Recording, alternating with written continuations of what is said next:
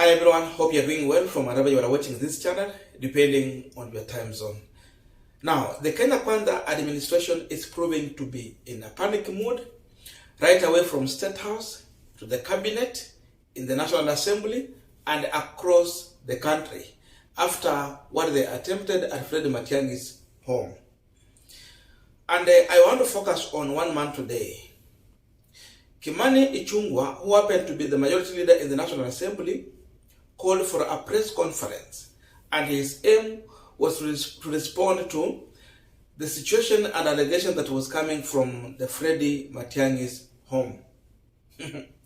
So, Ichung'Wah came out to deny the allegation that police officers raided Matiang'i home.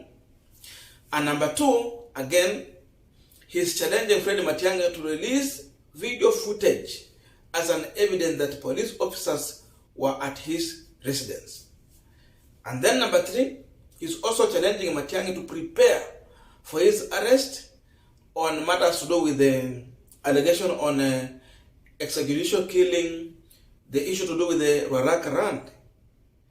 Those are the allegations Kimani Ichung'Wah is making. So first of all, I wanted to listen to Kimani Ichung'Wah shortly, and then after this, there are serious questions we want to ask Kimani Ichung'Wah as far as the issue of security is concerned in this country, because we have to understand who is Kimani Ichung'Wah in this country.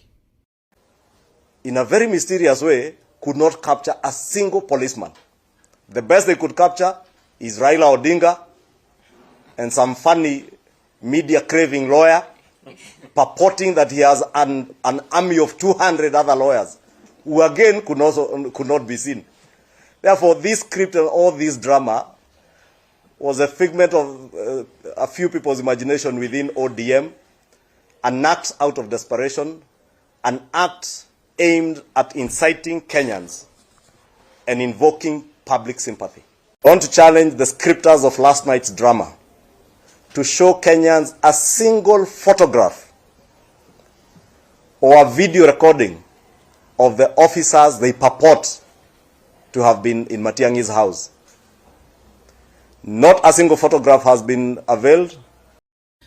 Now we are continuing with the panel discussion, but just a quick request for those who are watching and you are not subscribed, please consider subscribing. To our channel subscribers, I must say thank you so much. And again, to all our viewers, please give this video a thumbs up. Thank you, and back to this discussion. Now, Kenya Kwanza side is just trying to play a PR exercise. They are well aware on what happened at Fred Matiang'i's home. And all they're trying to do is what we can refer to as damage control, as simple as that. Because we have a lot of evidence we can try to compare with the situation that was happening at Fred Matiang'i's home, and then the reaction from Kenya Kwanza side. And even before we go to that side, we just have other serious questions to ask Kimani Ichung'Wah. The question is that in which capacity is Kimani Ichung'Wah addressing the media on the matters of security in this country? That is the first question we want to ask him. Because it's not just a matter of everyone coming out in the media because you are in Kenya Kwanza side, you address on matters to do with the security. When people are complaining of harassment, you come out and give your statement. Who is Kimani Ichung'Wah as far as the issue of security is concerned in this country? That's the first question, because we have to know. Is he the chair of security committee? The answer is no. Is Kimani Ichung'Wah the DCI? The answer is no. Is Kimani Ichung'Wah the current OCS? The answer is still no. If we continue, is Kimani Ichung'Wah the member of parliament representing Fred Matiang'i? The answer is no. Because I think it is Jalango who is the member of parliament of that area.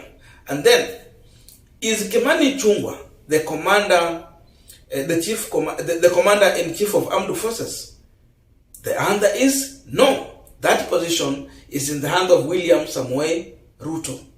So, in what capacity is Kimani Ichung'Wah addressing Kenyans on matters of security in this country?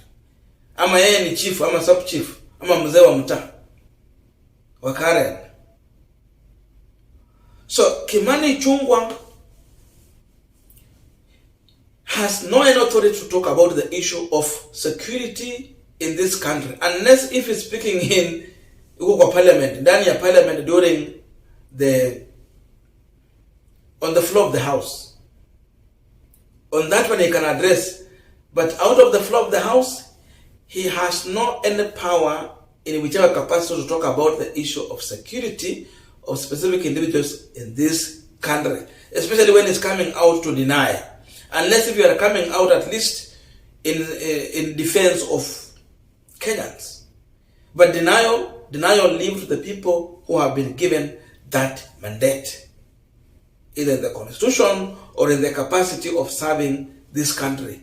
So for you as Kimani Ichung'Wah, don't address us on that matter, especially when you are coming out to deny. That is clear. Now, to challenge also Kimani Ichung'Wah, we have one question we are asking here. For us to understand if indeed the Kenya Kwanza side engineered the police officers putting Fred Matiang'i under house arrest, because once your house or compound has been surrounded with the police officers, the first thing is that you are already under house arrest.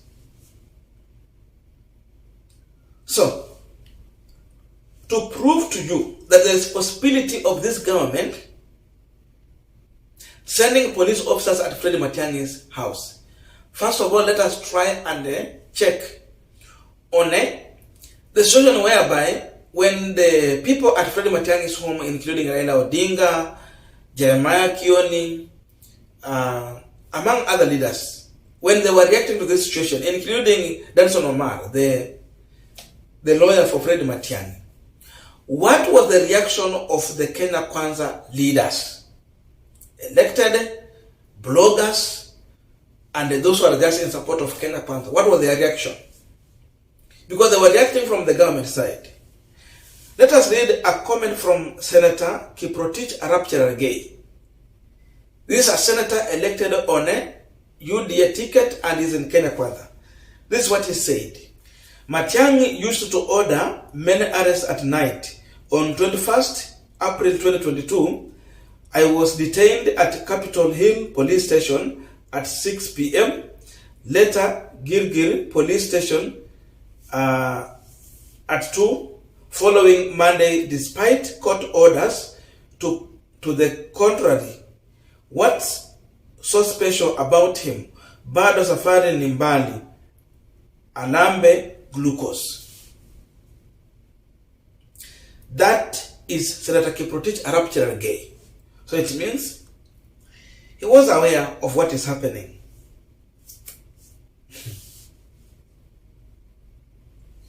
Now, another person here, Honorable Millicent Omanga. Millicent Omanga was vying for Nairobi woman rep on UDA ticket. And she's still part of UDA party. She's a strong supporter and among the insiders of UDA. Despite the fact that she comes from Kisii, she is a Kisii. This is what she had to say on Matiang'i's situation. What goes around comes around. Good night, peoples. So it means she's aware of what is happening. She was aware. This one is Wanjohi Gidai. They took a photo of Dennis Itumbi, and Dennis Itumbi, of course, he was following the media address right away from Fred Matiang'i home. This is what they said. Observing breaking news keenly, live. Lastly, this is what Dennis Itumbi posted. I have nothing useful to add. It's a video he posted. And in that video, I listened to the video. This one is Mbarire. Mbarire is, I think, a governor.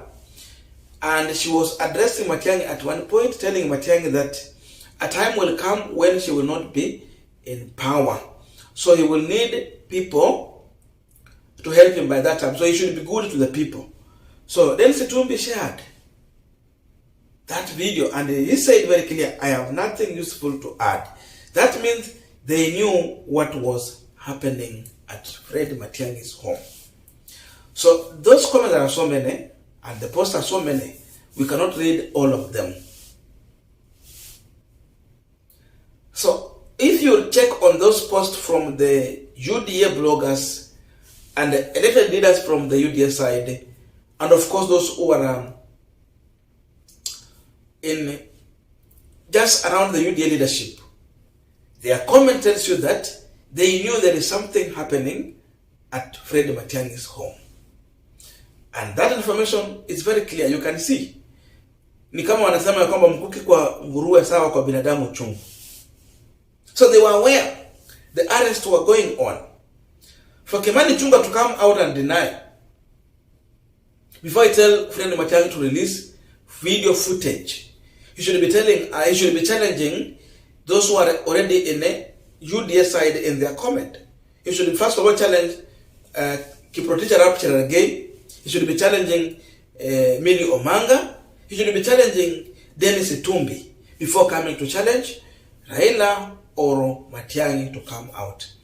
So all this tells you that UDA is trying to play smart. Lakini washamulikwa. Wameonwa na wameonywa.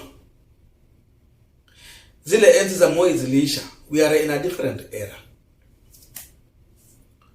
Even if they frustrate Fred Matiang'i, if they don't have a solid case against Matiang'i, it will not go through. And Kimani Ichung'Wah is challenging Matiang'i on the issue of Ruaraka land. If there's a debate they want to bring out, there is a PS for education. Kibet, is it sang? Kibet.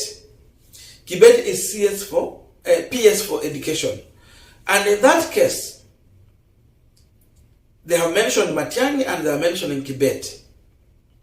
So they should be aware. Before they go for Matiang'i, they should first of all deal with the Kibet who is already in this current government. To follow this case to understand what happened. So in as much as they're talking about Matiang'i, yani kweni nyani haoni kundule. That's the truth. In this government, one of the people who have been mentioned in that case, he's in this government. Sam is there, serving in education. He served under Matiang'i. He was mentioned. Mambo ya CS hapa, CS wako na kazi tu ya kuangalia huku juu, mambo ya policy. But the people on the ground who do the real job, they are the PSS. So Sam is the person as the engine in education who are doing the real job on the ground. Before they come and try to pin down Matiang'i on this, they should be telling us what Sang knows about this whole issue. If they cannot address that, then all they're bringing is nothing but just hot air. So I'm seeing just people who are having nothing to say, but just trying to come and control the damage that has already happened in public. Because now people are questioning the Kisiasa community. They are now questioning the motive of this government toward their community. Because now, you know, Danson Omar is a very clever lawyer. When it comes to talking, he's a good orator. He knows when to speak and how. So he has turned this situation into a political witch hunt. And the people are buying into this matter. And they knew the reaction that was going to come from the Azimio side and of course from the Gusii community.